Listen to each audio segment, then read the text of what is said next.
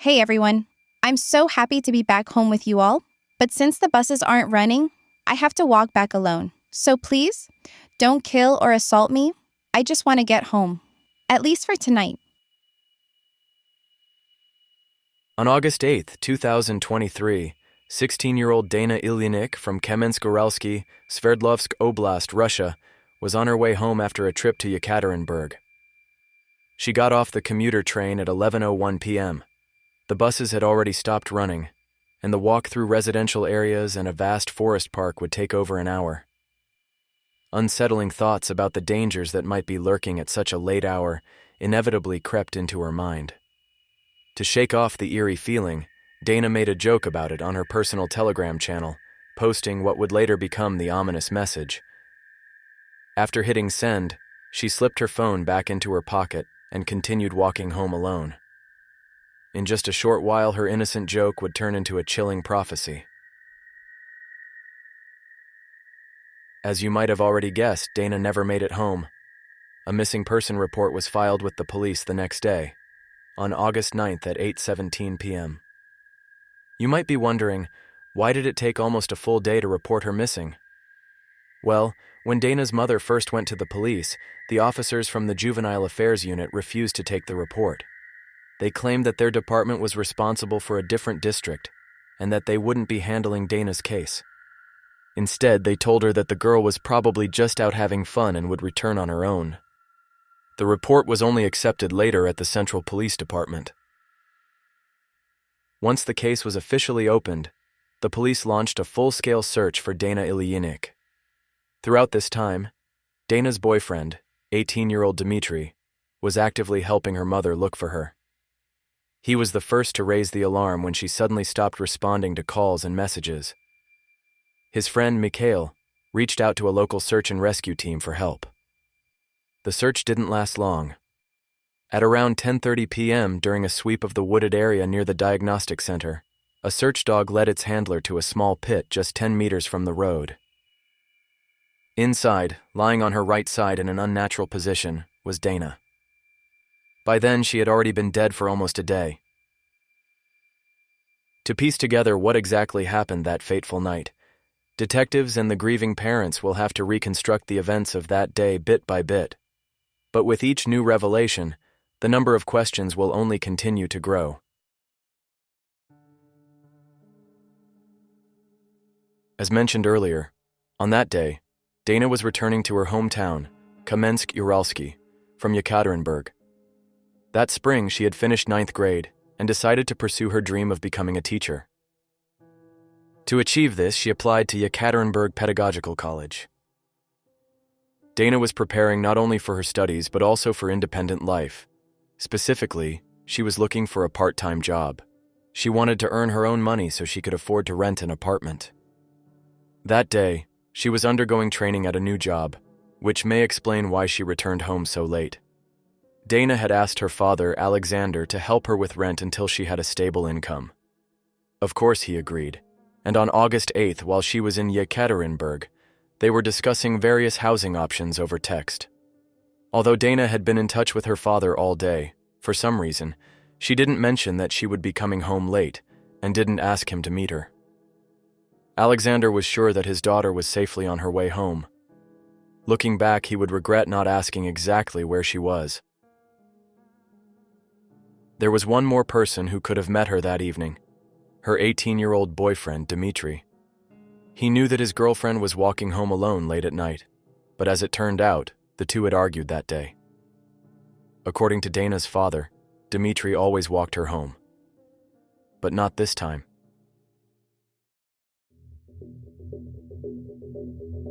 So, let's try to trace Dana's path from the train station to her home. The last train from Yekaterinburg arrived at 11:01 p.m. She then walked to the station area and, at 11:05 p.m., recorded a short, light-hearted video for her Telegram blog.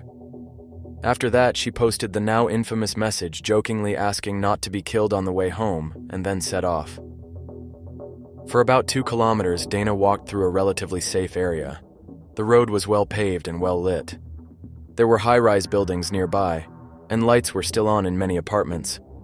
The entire time, Dana stayed in touch with her father, friends, and, according to some reports, even her boyfriend, despite their argument. Soon after, she reached the city center where cars were still passing by and a few pedestrians were around. Later, her father said she texted him, saying she couldn't respond easily at the moment but would let him know as soon as she got home. At some point, Dana turned onto another street to take a shortcut. This led her into a wooded park. On its outskirts stood a cafe serving Armenian cuisine, Ararat. At 11:40 p.m., Dana recorded her final video for her boyfriend, continuing her dark joke and saying, "And so my end is here."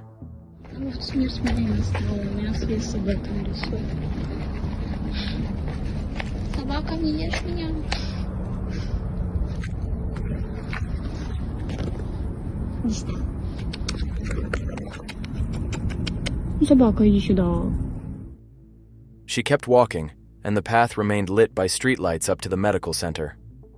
At 11:51 p.m., a surveillance camera captured her crossing the road and walking along the sidewalk at a steady pace.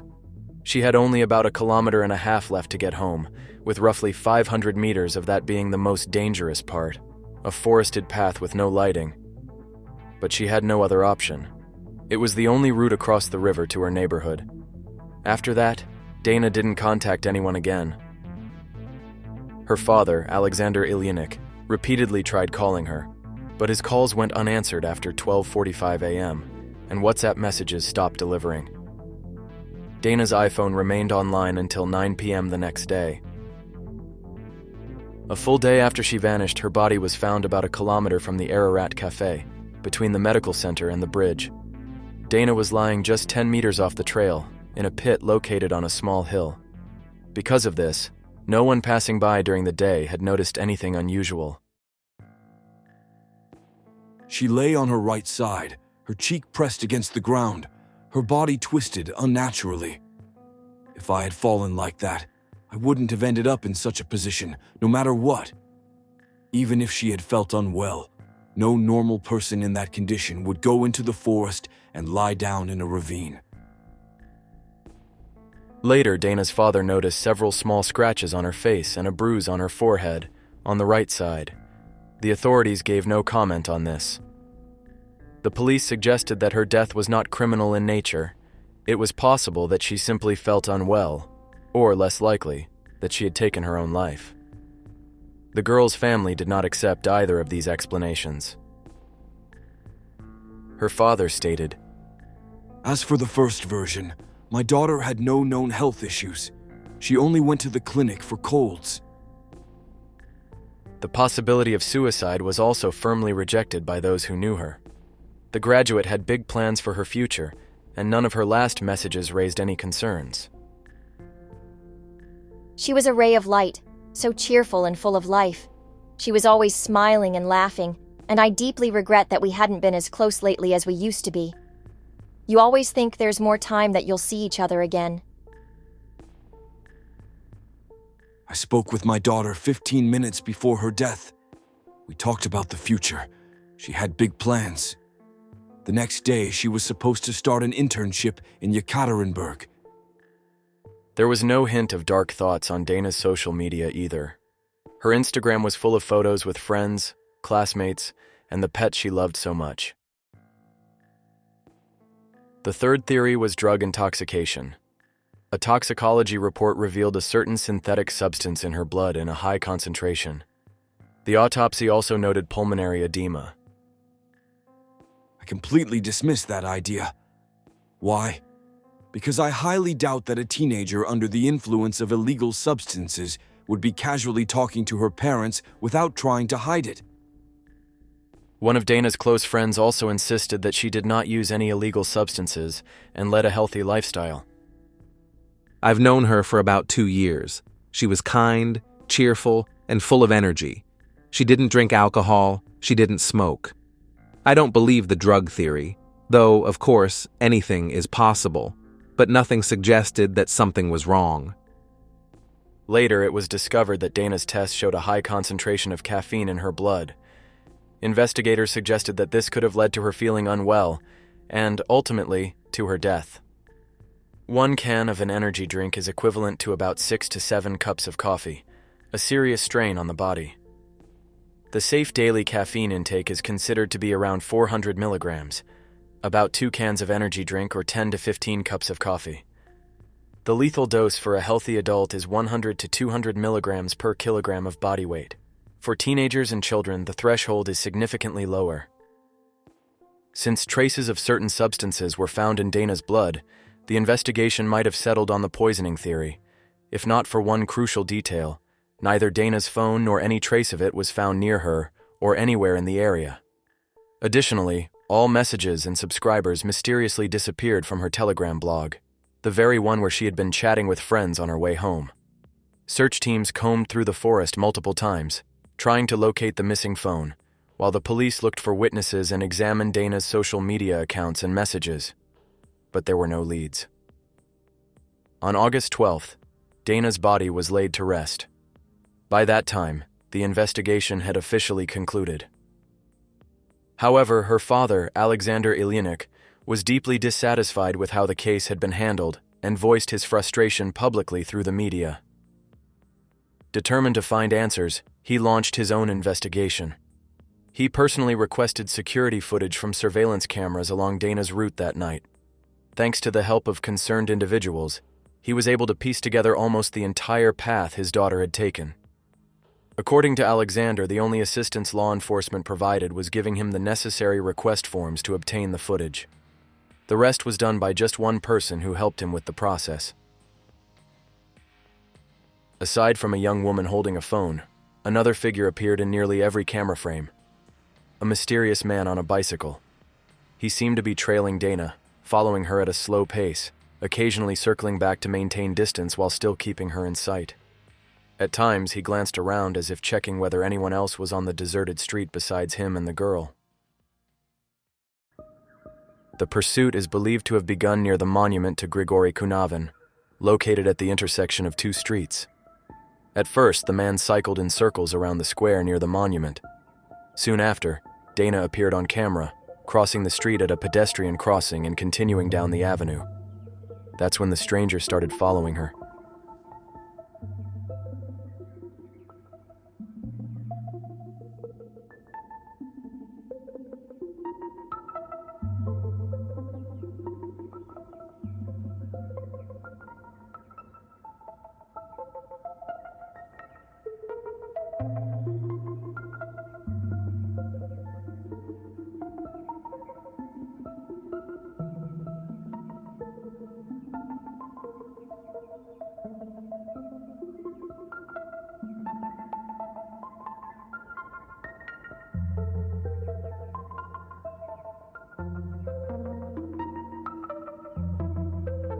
This footage had actually been obtained by investigators at the very beginning of the case. But why did no one pay attention to the cyclist back then? The answer was simple. The man had been in the area before Dana even arrived. Surveillance cameras had captured him riding along that same route at 11:44 p.m., a full 7 minutes before the girl passed through. Here is some more footage where he's following Dana.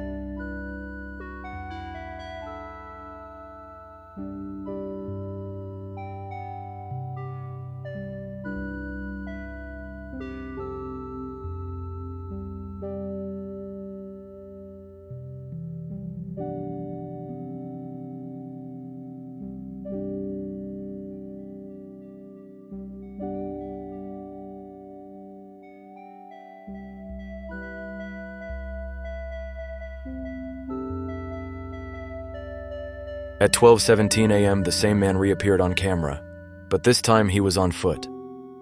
He was walking briskly, almost running.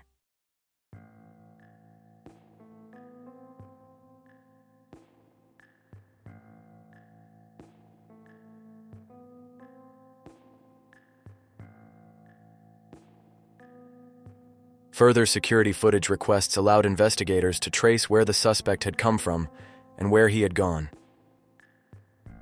The first sighting of him that night was recorded at 10:50 p.m. near an apartment building, suggesting that he may have lived there. The same location was where he returned at 12:40 a.m., just 23 minutes after he was last seen on camera near the forest. On August 29th, after police obtained this footage, a murder investigation was officially opened. The next day, on August 30th, the man's identity was established.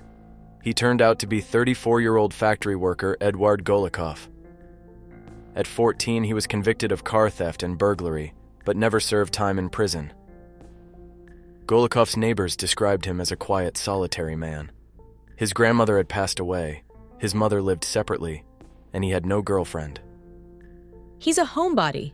He doesn't go anywhere except work, and his shifts are 12 hours long. He recently bought a bicycle. He doesn't drink or smoke.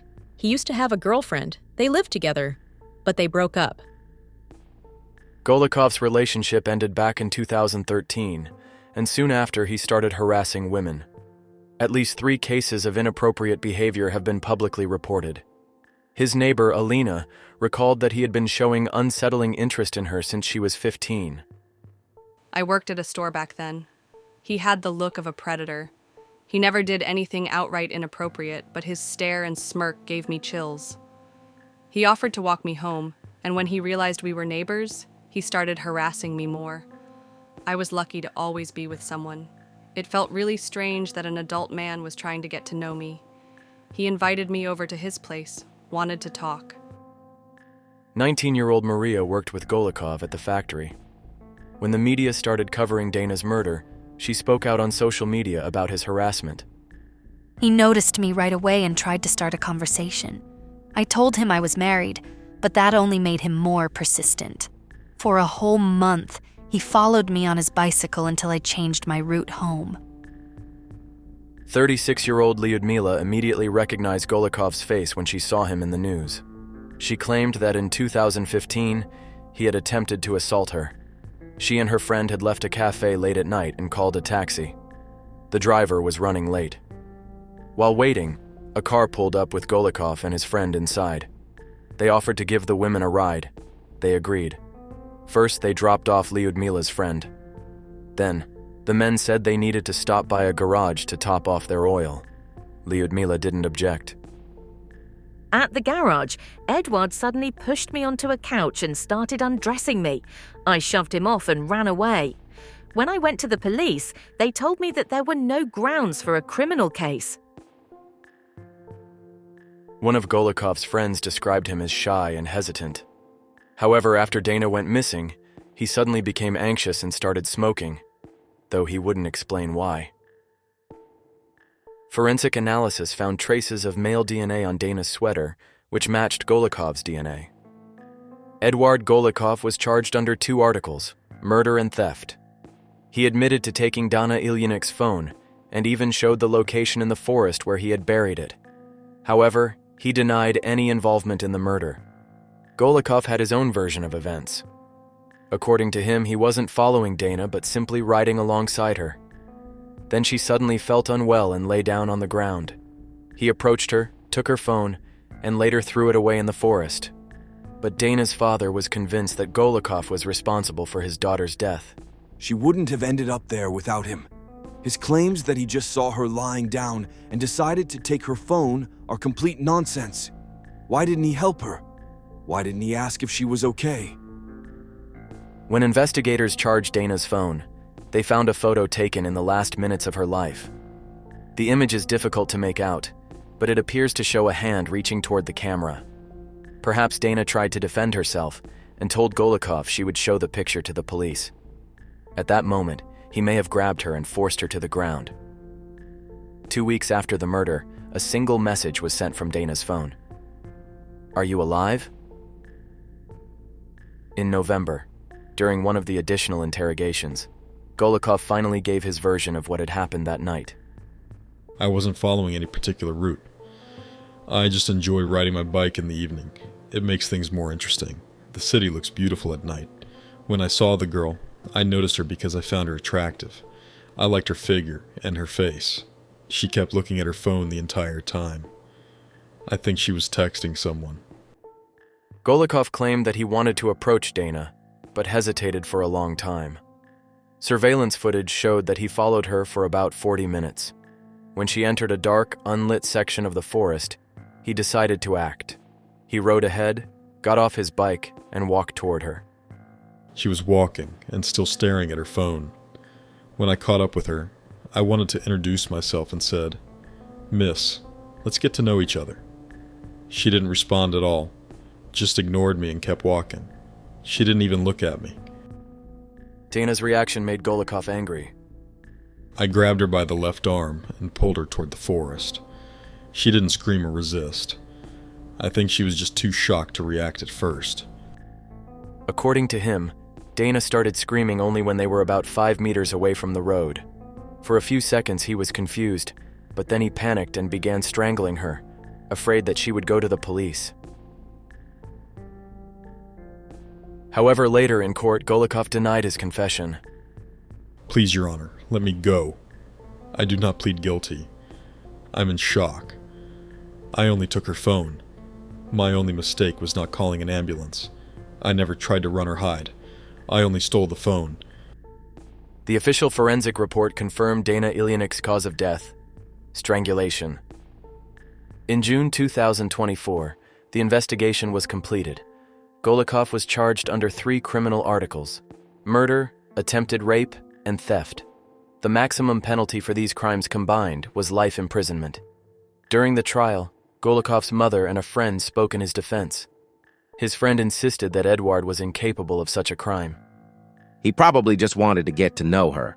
Dana might have overdosed on energy drinks and her heart couldn't handle it. Or maybe she took some kind of drugs. Despite his supporters' attempts to justify him, on October 22, 2024, Golikov was sentenced to 21 years and 1 month in a maximum security prison, followed by 2 years of restricted freedom. He was also ordered to pay 6 million rubles to the victim's family. To this day, he has never admitted to Dana's murder.